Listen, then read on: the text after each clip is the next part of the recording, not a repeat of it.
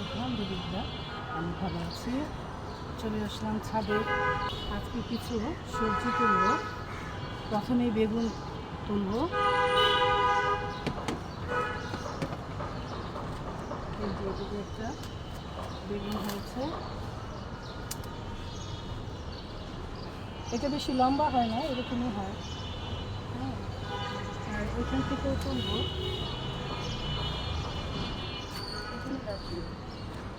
এই যে লম্বা বেগুনটা তুলেছিল।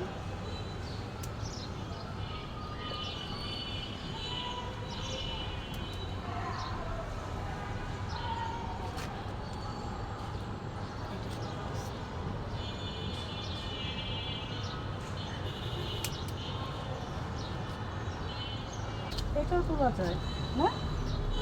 এটাও তোলা যায়, এটাও বড় হয়েছে। কালকে তাহলে আর আমার সবজি লাগবে না। তো বেগুন তুলে নিলাম, দেখি আর কি তোলা যায়। বেগুন আরও রয়েছে, কিন্তু এগুলো বড় হতে হবে।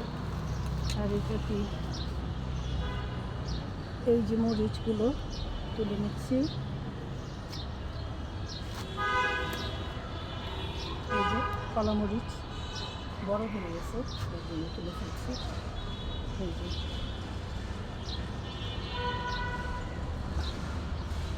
তিনটা মরিচ তুলে নিলাম। মাশাআল্লাহ, এই এখানেও তো বেগুন হয়েছে, দেখা যায়, দেখছি। এগুলো আবার আরেকদিন তুলবো, বড় হোক একটু। তারপর একটু মরিচ তুলবো, কারণ মরিচ শেষ হয়ে গেছে। হ্যাঁ, এটাই তুলবো নাকি সাদাটা আগে তুলবো?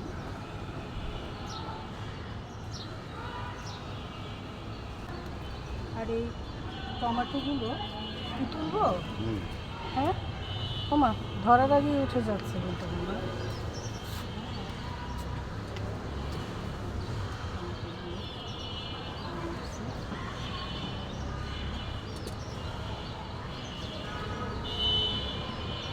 কাঁচা টমেটো কিন্তু মাছ দিয়ে খেতে খুব ভালো লাগে, ভালো লাগে না?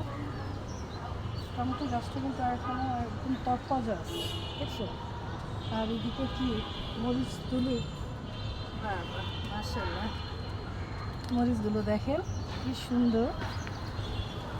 এই ধরনের মরিচই তো আমরা কিনে খাই, তাই না? দেখেন, আর এটা আমার গাছে হয়ে আছে।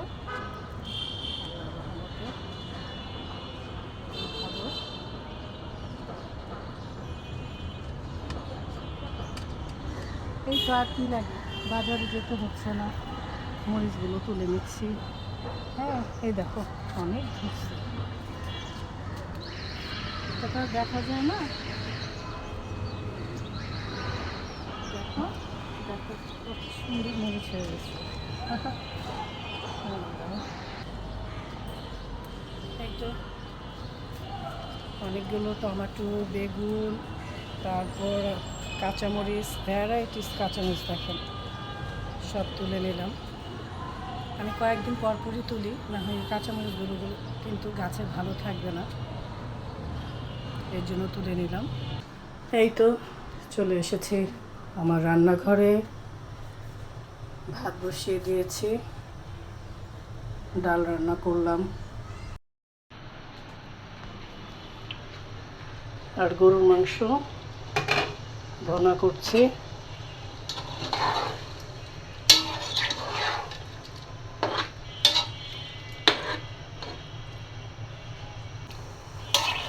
আজকে একটু বেশি করে মাংসটা রান্না করছি, কিছু বক্সে ভরে রেখে দিব, যখন খেতে ইচ্ছে করবে তখন বের করে নিব।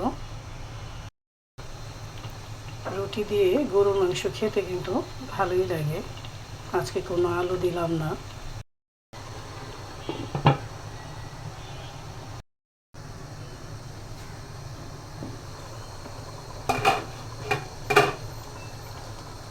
এই তো গরুর মাংসটা হয়ে গেছে, নামানোর আগে একটু জিরে ফাঁকি দিয়ে দিই।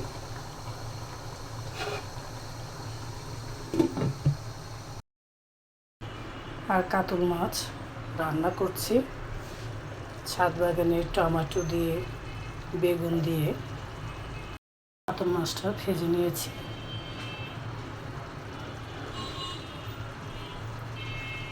এখন দিয়ে দিচ্ছি মাছগুলো।